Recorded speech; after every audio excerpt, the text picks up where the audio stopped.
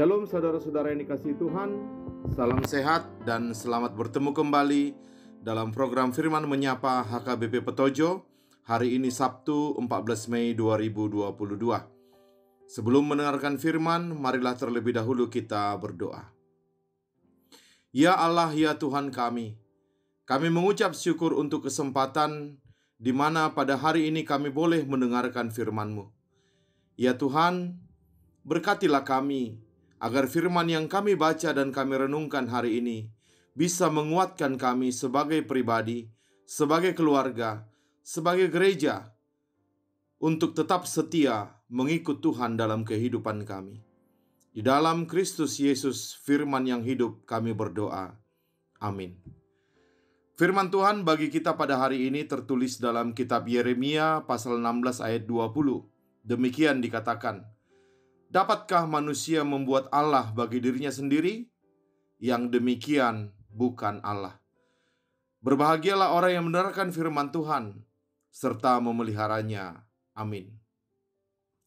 Jemaat yang dikasihi Tuhan, firman yang menyapa kita hari ini langsung mengingatkan kita dengan titah kedua yang berbunyi, jangan membuat bagimu patung yang menyerupai apapun, baik yang ada di langit di atas, atau yang ada di bumi di bawah, atau yang ada di dalam air di bawah bumi, untuk sujud menyembah dan beribadah kepadanya. Karena apa? Karena semua buatan tangan manusia dipastikan bukan Allah. Wong yang membuat saja manusia, bagaimana mungkin manusia bergantung kepada buatan tangannya sendiri? Itulah sebabnya firman Tuhan hari ini memberi penegasan kepada kita. Dapatkah manusia membuat Allah bagi dirinya sendiri? Yang demikian bukan Allah. Titik. Jadi firman Tuhan hari ini hendak menegaskan kepada kita agar kita tidak beribadah kepada apapun atau kepada siapapun yang adalah buatan tangan kita sendiri, maupun kepada orang yang kita idolakan. Jangan memberhalakan apapun atau siapapun. Awas dan berjaga-jagalah dengan naluri idolatri dalam hati kita. Saudara-saudara, firman ini memang semakin penting untuk diperhatikan oleh manusia yang hidup di zaman ini. Sebab, suka atau tidak, faktanya kita sedang digiring untuk jatuh kepada pemberhalaan banyak hal.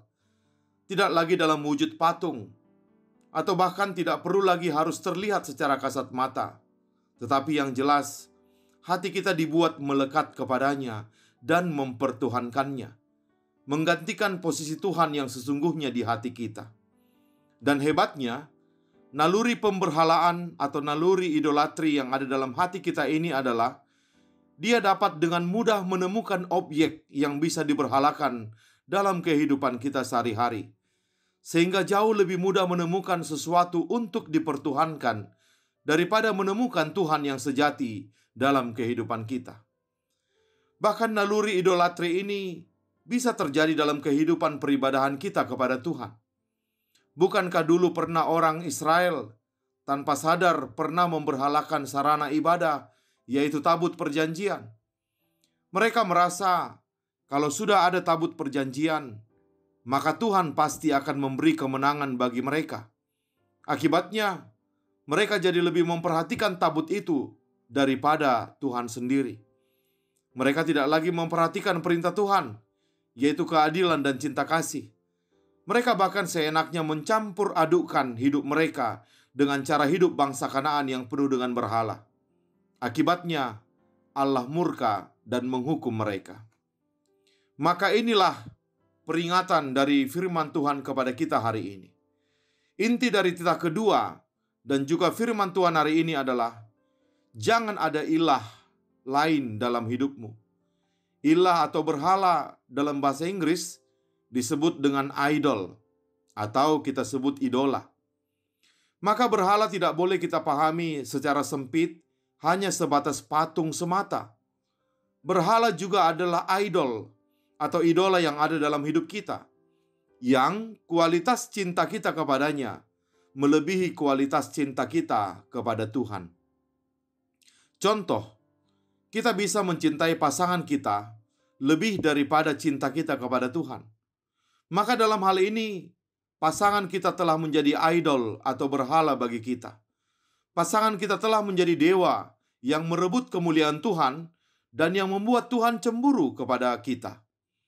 Itu sebabnya Tuhan Yesus berkata, "Jikalau seorang datang kepadaku dan ia tidak membenci bapaknya, ibunya, istrinya, anak-anaknya, saudaranya laki-laki dan saudaranya perempuan, bahkan nyawanya sendiri, ia tidak dapat menjadi muridku."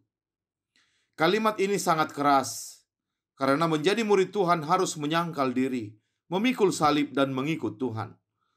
Maka semua yang berusaha menjadi idola, menempatkan dia lebih tinggi daripada Tuhan, akan menimbulkan kemarahan Allah yang cemburu itu. Itu akan menimbulkan dosa pelanggaran terhadap tita kedua.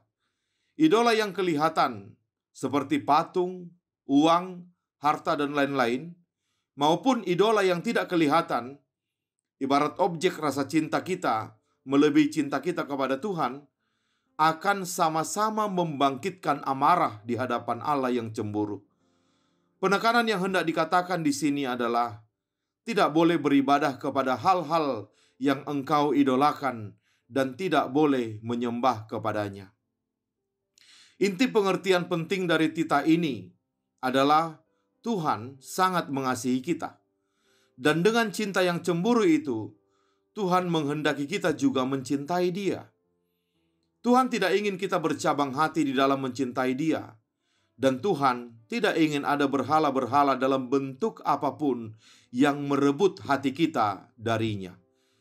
Maka marilah kita setia memberikan hati kita hanya kepadanya, karena Dia juga sudah sangat sempurna memberikan cintanya kepada kita. Setialah kepada Tuhan, sebagaimana Tuhan setia kepada kita. Dan saudara-saudara yang dikasihi Tuhan, tahukah kita bahwa kesetiaan tidak terlihat ketika semuanya sedang berjalan mulus? Kesetiaan akan terlihat ketika semuanya sedang runtuh berantakan. Maka disinilah kesetiaan kita sedang diuji. Seperti cerita ilustrasi berikut ini. Pada sebuah pagi yang sibuk di sebuah kafe kecil, ada seorang kakek yang terlihat begitu tergesa-gesa ingin membawa pesanan makanannya pulang. Oleh karena dia berjalan begitu cepat dan tidak terlalu berhati-hati, maka tidak sengaja dia menubruk salah satu pekerja yang ada di kafe itu. Kakek itu sudah sangat tua, sehingga dia terjatuh beserta bungkusan makanannya. "Kakek tidak apa-apa," kata si pekerja sambil membantu sang kakek berdiri. "Iya, saya tidak apa-apa. Maafkan saya ya nak, jadi malah nabrak kamu," ujar sang kakek. "Mengapa kakek terlihat begitu terburu-buru?" tanya pekerja itu lagi. Maka si kakek menjawab, "Hari ini saya punya janji untuk makan dengan istri saya di panti jompo. Istri saya menderita penyakit Alzheimer dan saya sudah sangat tua. Jadi saya tidak dapat merawatnya sendiri di rumah," jawab sang kakek. Maka pegawai itu menimpali, "Loh, jika istri kakek menderita Alzheimer, berarti dia tidak ingat dong. Dia tidak ingat bahwa dia memiliki janji untuk sarapan bersama kakek. Jadi kakek nggak perlu buru-buru," kata pekerja itu lagi. Maka dengan tersenyum si kakek menjawab, "Iya, kamu benar. Dia memang tidak ingat. Tetapi aku ingat. Dia memang tidak tahu siapa aku. Tetapi aku masih tahu siapa dia. Dan dia adalah istriku yang kukasihi." Maka dari cerita itu saudara-saudara, sangat teruji kesetiaan kakek itu. Walaupun istrinya menderita Alzheimer, tapi dia tetap berusaha setia untuk menepati janjinya kepada istrinya.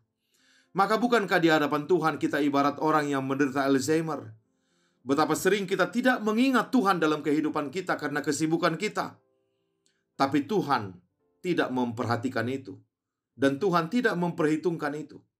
Di tengah kealpaan kita melupakan Dia, di tengah kelemahan kita tidak mengingat kehadirannya, Tuhan tetap setia untuk datang di sisi kita dan mendampingi kita. Maka bukankah kesetiaan yang begitu besar patut kita balas quote and quote dengan kesetiaan kita juga kepadanya? Jangan pernah membuat sesuatu apapun di dalam hati kita yang menggantikan tempat Tuhan di sana. Apapun yang kita kasihi, apapun yang kita cintai, biarlah cinta kita kepada Tuhan tetap lebih besar dari itu semua. Supaya apa? Supaya Tuhan memberkati kehidupan kita. Amin. Mari kita berdoa. Terima kasih ya Tuhan untuk firman Tuhan hari ini, yang mengingatkan kami betapa rentannya kehidupan kami untuk mengidolakan, untuk memberhalakan apapun Tuhan yang ada dalam kehidupan kami, sehingga hati kami lebih melekat kepadanya daripada kepada Tuhan.